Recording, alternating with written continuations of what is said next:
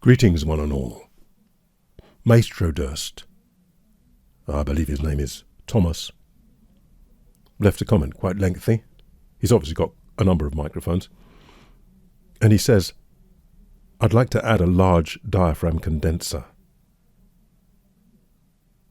I'm thinking, why? I have two LDCs, but both are not ideal for vocals. I'm wondering why not. He said an audio engineer said that the 105 and Thomas's Sennheiser 5032 are so good that unless he spends a lot more, they can't be beaten. Or why not? Maybe they can't, but what does that mean?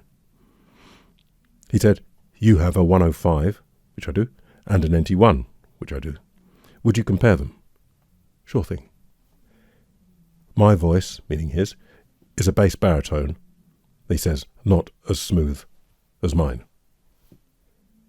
He goes on to say, nearly all NT1 reviews tend to be the NT1A, which he's demoed and didn't like. Where there are NT1s, they tend to be females or high baritones, tenors. He says some more and then, kind regards, Thomas. Incidentally, when I was looking up his mics, I just happened to spot a Telefunken U47. I think new, I could be wrong, but £10,000.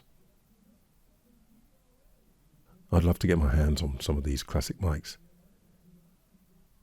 to see, is there some magic? Anyway, I'm now going to, this bit of the video I've just done, the explanation, is going to be on both the videos as I go on to do the comparison. Well, I figured some of you might like to see the microphones close up. This is the cradle that came with my NT1. When I look on the website, it seems now the NT1 to come with the cradle that came with the NT1A, which I'm not as keen on. This seems very nice to me. This fits in here. There aren't as many options as there are with the other cradle, in that, as you can see, that's what you get with the microphone in here, of course. On the other cradle, there is the option. There's a foam stocking material, nylon circular disc, and it's on a kind of an articulated thing, so you are able to sort of do that, put it round to one side a bit, move it up and down a bit, I think move it in and out a bit. So there are more options on that one, not on this, but I like this.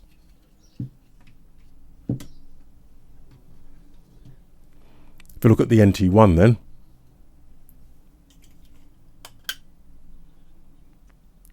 and there you can see that big old gold diaphragm.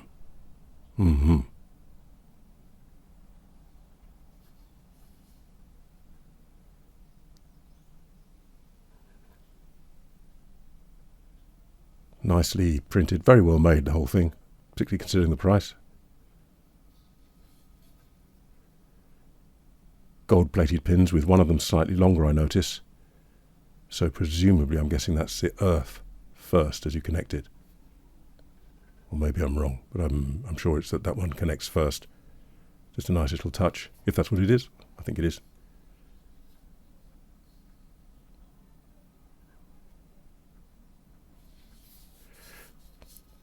Firm outer grille, and there is a fine mesh underneath, but you will need a pop filter.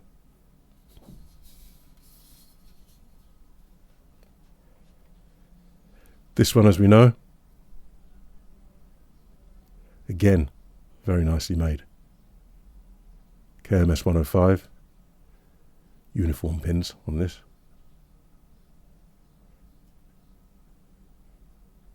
As you can see, there's a firm grill here. There's a mesh, domed mesh, a hemispherical mesh under there. I don't know if you can make that out.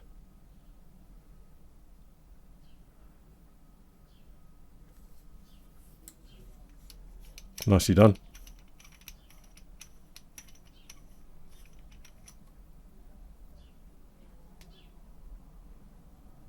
Can't really see. Never mind. There he is. It goes up to about there. If that means anything to you. Round about there. And then this. Another fine mesh. And then yet another of, yeah, you can see through it there if I do that. And then there's a plate under there. I don't know if you can see. Perforated plate. Of course, this one is designed... Oh, and something I did notice the other day, when I first reviewed this mic, I didn't notice that actually this has got some suspension. In fact, when I pulled it a bit, only gently, it started to come out. I thought better not do that because if they're cables attached wires. So it has got some suspension there. Of course, this one's designed for stage, live use. So the many layers of pop protection, which is very good on this one actually, and also the suspension for handling noise. This, of course, they'll be expecting you to use a pop filter, and the handling noise is sorted by this. So obviously very different microphones, but both of them condenser, and as you've seen with the tops off, this one has a much larger diaphragm than the Neumann. In terms of the build on both microphones, there's really nothing to complain about. I don't see any errors with in any of this, which I've seen before on some mics. Threads are good. I think the current version isn't as shiny as this, though I could be wrong. But I've seen them online, and they seem to be a bit more of a matte, more of a silk finish. But anyway, this has held up reasonably well. A few microscopic scratches there, but it seems to be durable. And this one as well. Nothing to complain about with any of this. Everything very uniform. Very well done. Very well made, seems to me. Threads on this. Very good. So that's modern manufacturing, relatively modern. Incidentally, I thought I'd just show you this. One of my favourites, because this is from, I believe, the 80s, maybe the 90s. The Bayer Dynamic M88. And it's no slouch either. Engraved and filled, whereas on the new one I think it's just printed.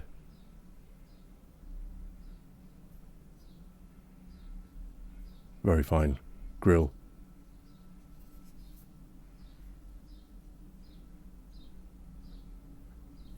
So again, nothing to complain there, and that's some decades old. But great. Okay.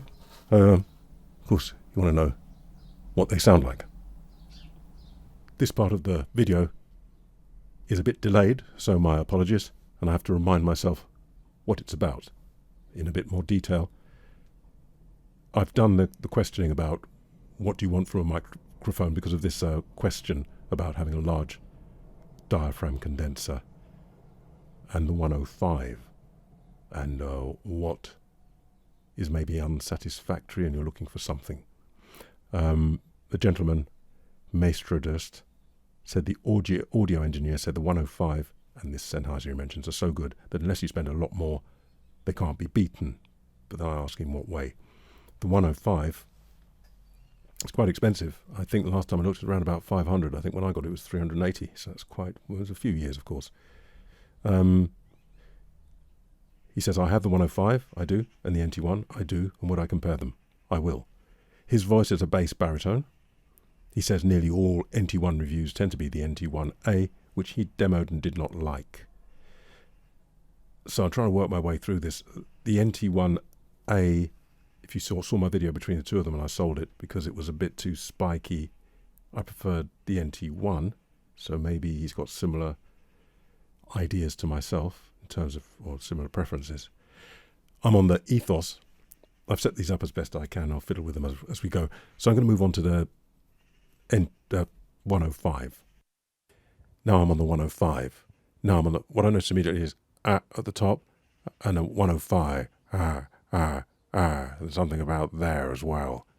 And if I bring it closer, I find it's a little bit boomy on my voice there, gets a bit boxy, and I'm not so keen. So that's just to compare it to the Ethos, which is pretty flat. Just go back between the two before we move over. Now I'm back on the Ethos, and I think you can hear it's a much more neutral, natural sound. If I go a little bit closer to the Ethos and get some low end, is a bass baritone, or is he a baritone? Don't know. Yes, he's a bass baritone. So going a bit closer to the Ethos, going a bit closer to the Ethos, and listening to the notes down there. Going to move over to the Neumann. Now I'm on the Neumann with the Neumann closer. Now I'm on, so that's the issue I have there. Can you hear? Gets a bit sort of, it's not real, it's cloudy or something. A little bit soggy there in the bass. Very good mic, for if it suits you. Doesn't suit me so much. Okay. This is going to be quite different as you saw from the close-ups. It's much bigger diaphragm. I think I'm going to have to alter things just a bit because it's not quite in the right place. Alrighty, so now I'm on the Rode NT1. I'm on the Rode NT1. What I notice compared to just coming across this, coming over from this, I think, is there's a certain smoothness around there, or is it the clarity because it hasn't got that boxiness? Let me get a bit closer. It has got some stuff to my mind at the top. Let me go back to the Ethos. Has it got some of that stuff up the top, or is that just my voice? Is that just my voice? Is that just my voice? Is that just my... No. No, it's got a little bit more of that going on at the top. The NT1A had more of it still, which I didn't like. The NT1A had more of it still. More of it still. More of it still. More of it still. More of it still. More of it still. More of it still. More of it still. What I think I'm noticing is that is finer on these two than on this, so I could be imagining it, and maybe that's that large diaphragm struggling a bit up there and maybe distorting a bit. Neumann. Rode. Just going to go between the two quickly, starting on the Rode and then going across, because I'll try to indicate, but starting there.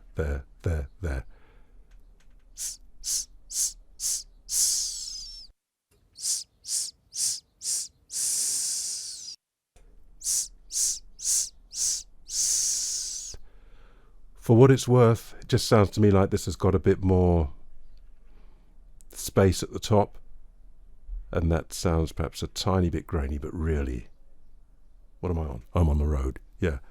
Okay, mid-range, round about there, round about, is that mid-range, low mid maybe? Round about there on the Rode, round about there on the Rode, round about there on the Neumann, oh, round about there on the Neumann, round about there on the Neumann, round about there on the Rode, going closer, as close as I can get, round about there on the Rode. Something about the Rode is kind of smoother. When I say smoother, I feel slower, but I know it's a large diaphragm, so make of that what you will. Basically, coming back to the question, let's leave the Ethos out of it, back on the Neumann. Coming back to the question, it really depends what he wants there. Let's try the very low. I got to the mid, didn't I? So let's do the low, because he's a bass baritone. Going lower, Neumann going lower, Neumann going lower, Rode going lower, Rode going lower, yeah, Rode going lower, Rode going lower, Neumann going lower, Neumann going lower. Now it's going to depend on your voice so much. The Rode seems to me to go lower. It's much more, to me, it's more authoritative, if a little slow. Ethos going lower, ethos going lower, lower, lower, lower, lower, lower, low, low, low, low, cleaner, low, low. It can get there, but it's got so much of the other stuff on top of it that it's sort of, the balance is completely changed. So what am I thinking then? So that's it.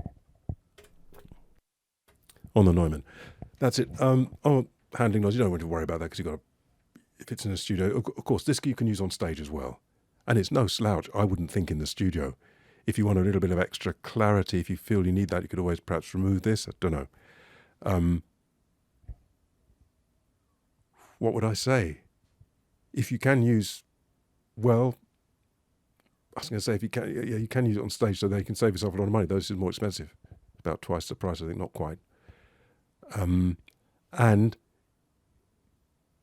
really the issue is going to be, it seems to me, that top stuff, are you going to notice?